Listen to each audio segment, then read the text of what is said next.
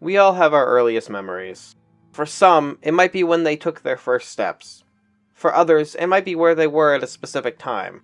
A grandparent's house, their bedroom, etc. But if you're anything like me, your earliest memories had something to do with a movie or video you saw on the TV as a child.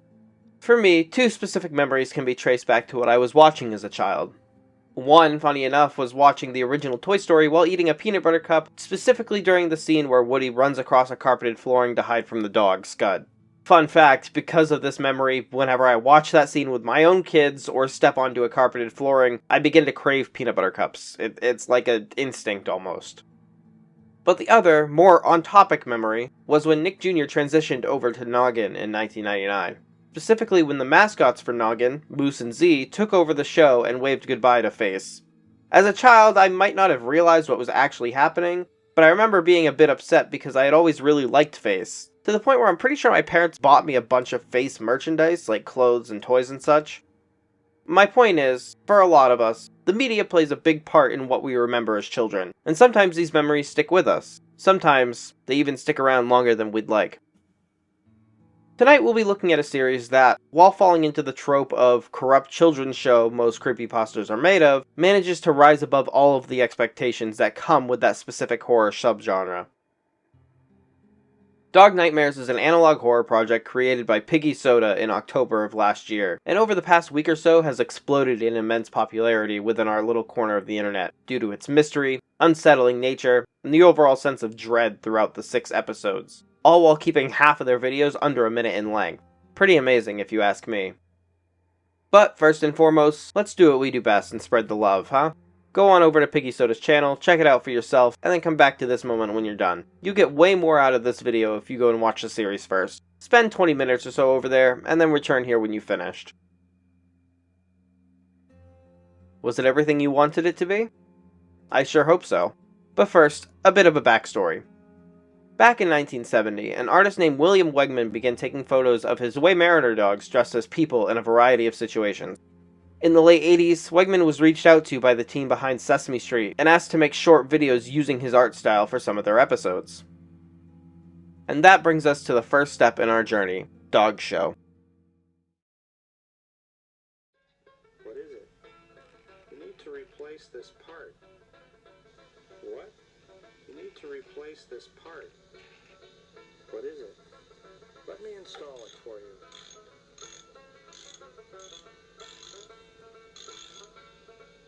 There. That's it? I better check the oil.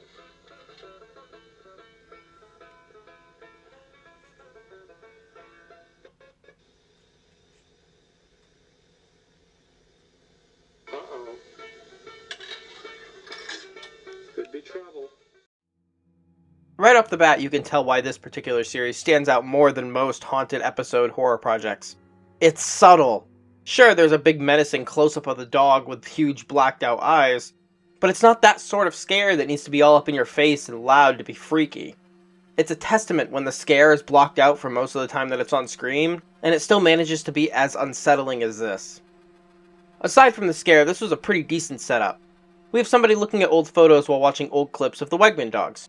Easy enough to assume that our main character here is reminiscing over something in their past.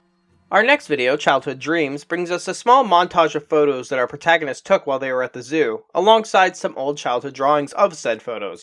Occasionally, the zoo photos are broken up by pictures of the inside of the main character's house. And finally, a couple of drawings depicting what can only be the dog face from the previous video peering out at us from behind the railing. We then see the same location of stairs, yet this time it's an actual picture with a date at the bottom of the corner, April 16th, 2000. We see an image of a little girl facing towards the door in front of the stairs. And finally, as our music cuts out, a final image of what looks to be a cupboard heating system in front of an open window with the same drawings from the zoo scattered all around the floor. It's here where we finally rejoin our protagonist.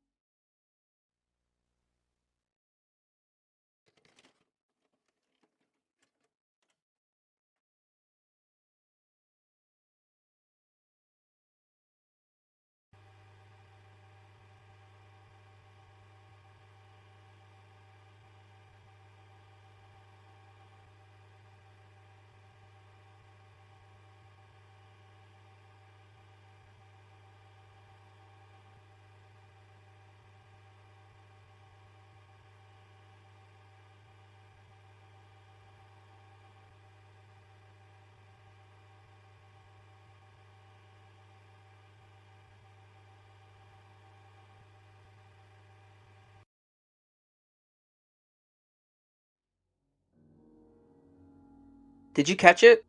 Just there in the bottom corner of the window. Here, I'll play it back for you.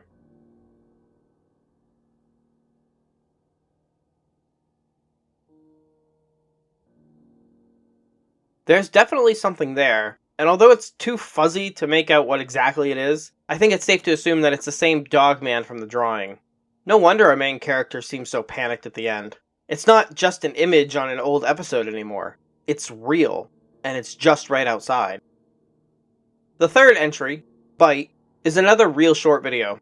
The Wegman dog, whose name we learn is Chundo, is browsing through his tackle box before the scene changes to that of a lost dog poster, dated March 11th, 2009, before the video ends. Not too much going on here, although I worry if the title Bite might be a bit of a double entendre.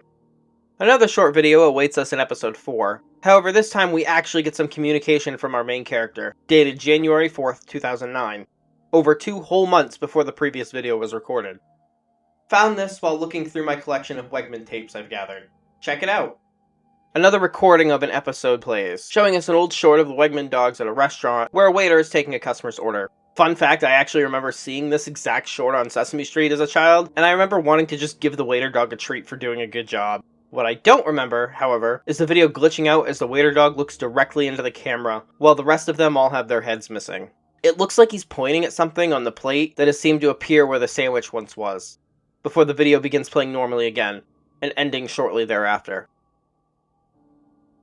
Our second to last video, My New Best Friend, is the longest running video in the series so far, clocking in at 14 minutes and 31 seconds. Quite a change from the runtimes that we've been witnessing, but with how great this video is, I really don't mind.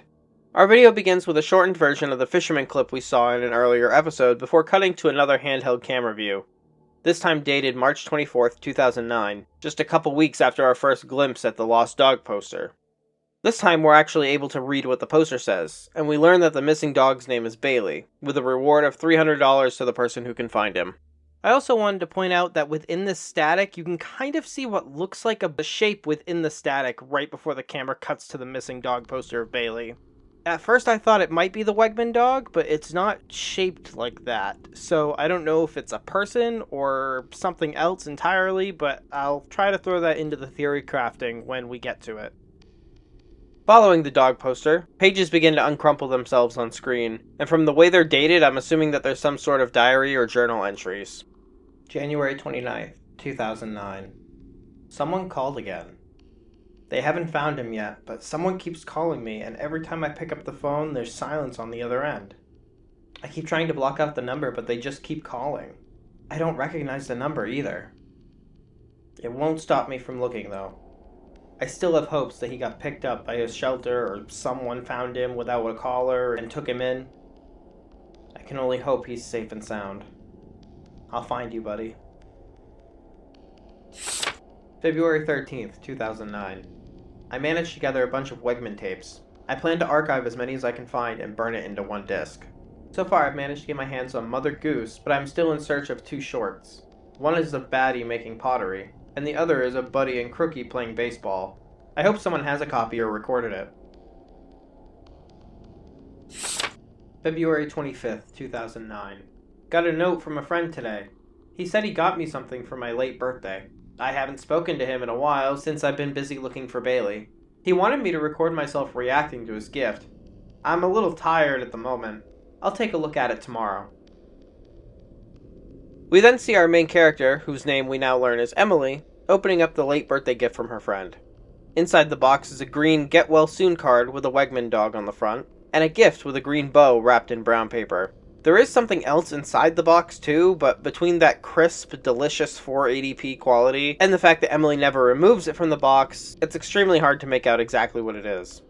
Emily opens up the presents, and much to her excitement, it's her favorite movie, a Wegmans movie, called The Hardly Boys, Hardly Gold on VHS. While inspecting the tape, she flips it over and says, "Oops," as if she did something to it. At first I thought maybe the tape wasn't rewound before it was gifted to her, but it seems to be just fine to me, so I'm not quite sure what she's pointing out here. Emily quickly thanks her friends for the gift, and then proceeds to show us that she's finished making a photo album, sporting the haunting image of the stair railing from the Childhood Dreams video. Flipping through the album, we see the images from the zoo before Emily points out herself as a paper cutout of a puppy she's placed over one of the photos. In the photo of the family members, we can see that they too now have small cutouts of animal heads placed over their own faces. After turning the page, she quickly points specifically to a staircase in one of the photos before continuing onwards to another picture of herself. The next page, however, seems to cause some problems in the video. Emily states that it's because her camera died, but if we freeze it at just the right moment before everything cuts out, we can see that the photo looks to be a picture of Emily with her dog, Bailey. But something about Bailey looks a bit off. Emily once again thanks her friend for the gift and says that she'll be getting some rest due to how late it is. As she bids us goodnight, barking begins to sound in the background, and a better image of the scrapbook picture fades into view. This time, we can clearly see that Bailey's head is at an impossible sideways angle that could only be explained by some sort of injury, like a snapped neck. The barking continues as another journal entry appears on screen, this time dated March 2nd, 2009, a full week before we see Emily putting up missing dog posters. March 2nd, 2009. I keep having that dream again, the one where you are no longer with me. I know you're still out there. I kept going around and asking my neighbors to keep an eye out for you. I'm sorry I couldn't come home, and you must have gone out to look for me. For whatever reason, Emily was prevented from coming home one night, and she believes that Bailey had gotten out and went looking for her. Pretty understandable, as my own pup has done this on a number of occasions before we got her a kennel. After the entry disappears, a sketch of who I assume to be Bailey and Emily comes onto screen, with a scribbled out date in October. March 5th, 2009. I will find you. No matter how little sleep I get each day, you mean more to me. I can't live without you, Bailey. I love you. March 8th, 2009. Someone keeps taking the posters down. I had to keep putting... We see an example of what Emily is describing, but whoever is removing these posters isn't just taking them down, they're tearing them to shreds. March 19th, 2009. I found some old photos while looking for photos of Bailey. They were from my old home. I also found some old paintings of mine. There was also a book I made when I was about 7 or 8. Would you like to take a look? We can look at them together. We get another entry saying how Emily found a picture she drew of Bailey when she was about 7 or 8, and says we can look at it together, but when we do...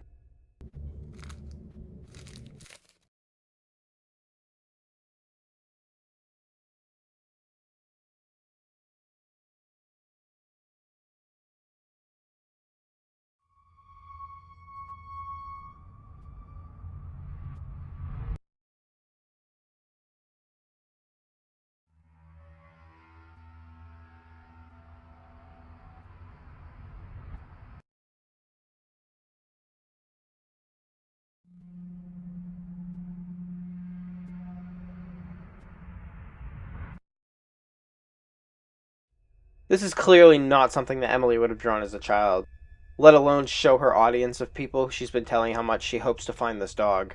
The black substance protruding from Bailey's neck, the threatening message above, and the blacked out eyes suggest that whatever entity has been manipulating these Wegman tapes has made its way into Emily's journal, and this is the result. We get 2 more family photos similar to the ones inside of Emily's scrapbook. In the first, a hand is pointing in the direction of the living room, while some sort of figure stands halfway up the stairs. In the second, we can see a man standing over by the refrigerator door with his head blacked out. It looks like there's also something else here, but that could also just be something sitting on top of the fridge. And finally, we get another picture of young Emily standing at the base of the stairs, with that paper puppy dog face plastered over her own. The next segment that plays out is probably one of the best aspects of the entire series, so I'll let it play out for you all so you can experience the moment.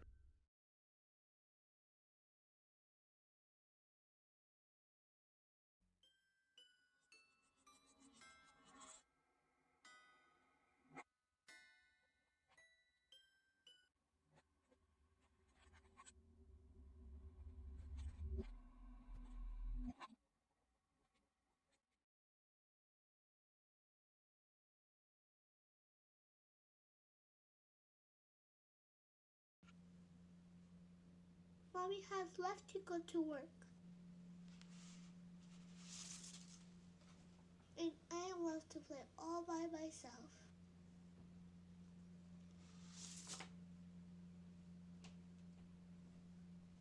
She warned me not to open the door to strangers.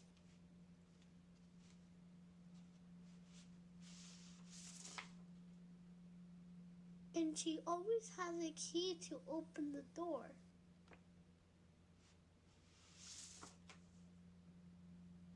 She says if I ever hear knocking on the front door, I must go up to my room really, really fast and lock the until she comes home.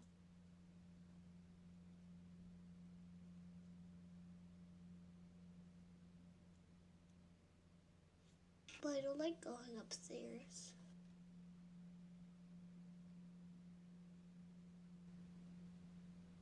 There's a really big hole in the wall that's really scary.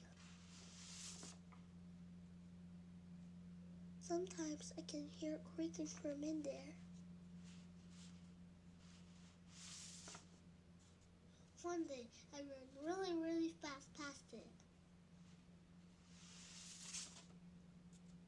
When I did, I heard a doggy barking. And then silence. I took my flashlight and went to take a look.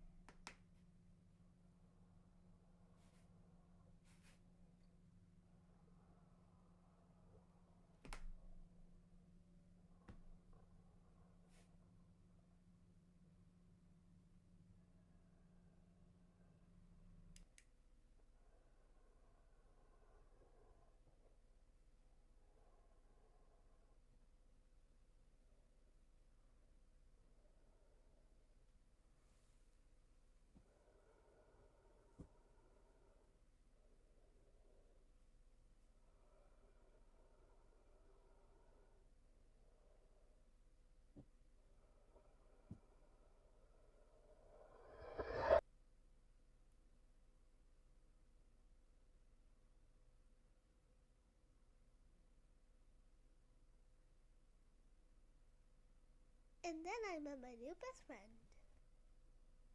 The end.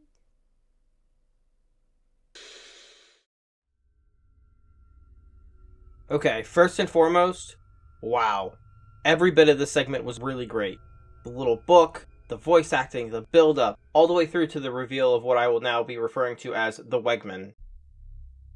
But the biggest question I have is, who the hell keeps putting these large openings inside of walls of staircases? Seriously, between this Wegman and the intruder from the Mandela catalog, that's 2 cases of children facing monsters because of these holes in the walls. Whatever architect is building these houses needs to be fired ASAP.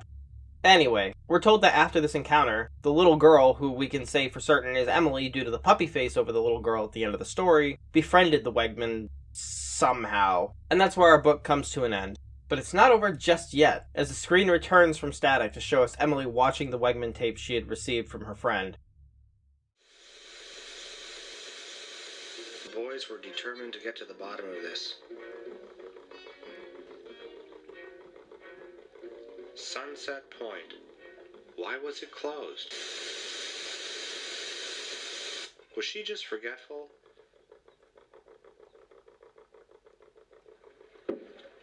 Or was she in trouble?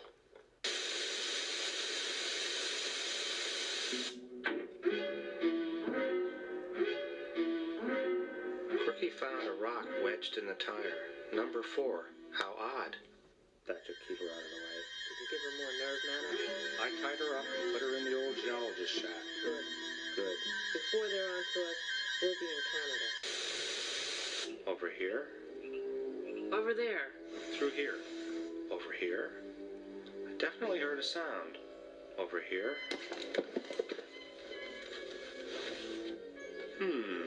Not here. Side. Little Chip? Who do you think they be? beyond Soupy's only dog is still out there. Can you think? Oh, dog is still out there. Anyway, my box. The boys return right over.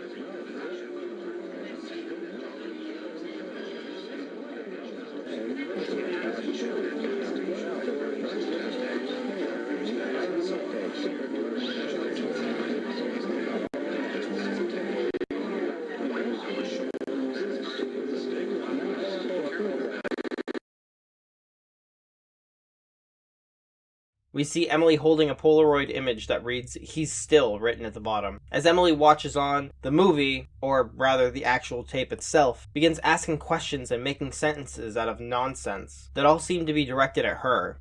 Was she just forgetful, or was she in trouble? Who do you think they be? Be honest.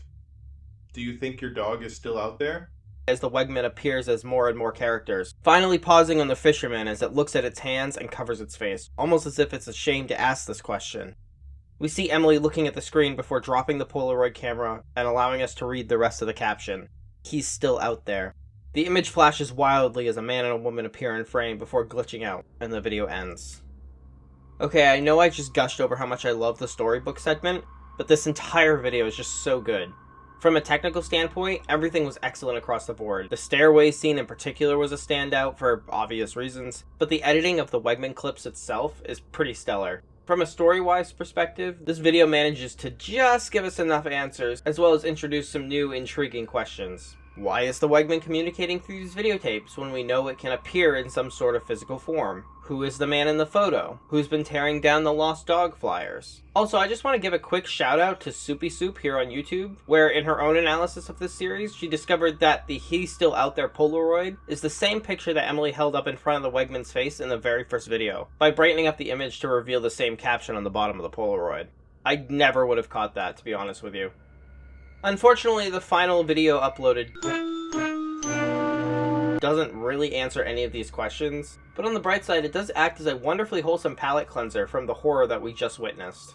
We can see Emily sitting in a dark room, painting a version of the sketch image of her and Bailey we saw in the last video, with special emphasis being put on Bailey before the video ends. And that's it. That's the entirety of Dog Nightmares, at least for right now. You know, as short as this series is, it does pack quite a punch when it comes to storytelling. But the question still remains, what the hell's even going on? Well, that's just it. I don't know. See, since I've begun writing this script, my thoughts and theories have changed at least half a dozen times or so. Is this whole thing an allegory? Symbolism? Is there an actual Wegman dog haunting Emily specifically? I just can't nail down a specific theory that works with everything going on. The closest I've come to feeling satisfied with a specific theory is that Bailey didn't run away, but was instead taken by the man in the photo and was murdered by him to emotionally harm Emily. Maybe the man is an ex of hers, maybe a friend turned stalker, or maybe both. We just don't know at this point. But how does the Wegman fit into all this? Well, if we're going with the idea that Bailey was taken and killed by this person, is it possible that Bailey's spirit is the Wegman and is manipulating these Wegman dog tapes? The only real piece of concrete evidence, I'll call it, is pointing at the fact that the Wegman seems to become more aggressive when that picture is around. It directly tries to make contact with Emily while she's looking at it, and even tries to tell her, "Do you really think that your dog is still out there?" while looking sad and tearful as she's holding the photo in my new best friend video. If this Wegman dog was malicious at all, wouldn't it have tormented her in a more aggressive way rather than looking defeated? Like maybe it let her down. Like maybe Emily's search is all for nothing. Like I said, this theory isn't even concrete enough for me to say that this is what's happening. There's still the fact that something was outside of Emily's window while she was looking through old photos, and the literal Wegman demon thing from the stairwell that she befriended is there, so who knows. Okay, so as I was doing my final touches on the audio for this whole video, Piggy Soda dropped their 10K special, and while also being an absolute banger, if you turn on the subtitles, the question, "You think I did it?" is broken up across the video, with the Wegman appearing in the final half of that question. It's not a whole lot, but at the same time, asking this question kind of cements my theory that I don't think the Wegman itself stole Bailey, and I think that the man in the photo did. Also, I'm just going to go ahead and save this song to my favorites because, yeah, I'm listening to that on repeat all day long now. Dog Nightmares is a real accomplishment in the field of YouTube horror. The use of subtle scares, the build-up, and the reveal to the Wegman and its design all work together so well in bringing an unforgettable experience to our favorite little corner of the internet. I've been subscribed to them for a few weeks now, and I suggest you do the same as well. That'll do it for tonight, friends. I know this was a bit of a shorter session, but let that be a lesson to you. A horror web series doesn't need to be an hour long for it to be good. Sometimes the most thrilling journeys take the shortest amount of time to complete. A big thank you to Piggy Soda for creating Dog Nightmares and bringing this terrifyingly wonderful series to the world, and a big thank you to each and every single one of you for joining me here tonight. I look forward to seeing you all again, but in the meantime, stay safe, take care, and check your stairwells, please. I'll see you around.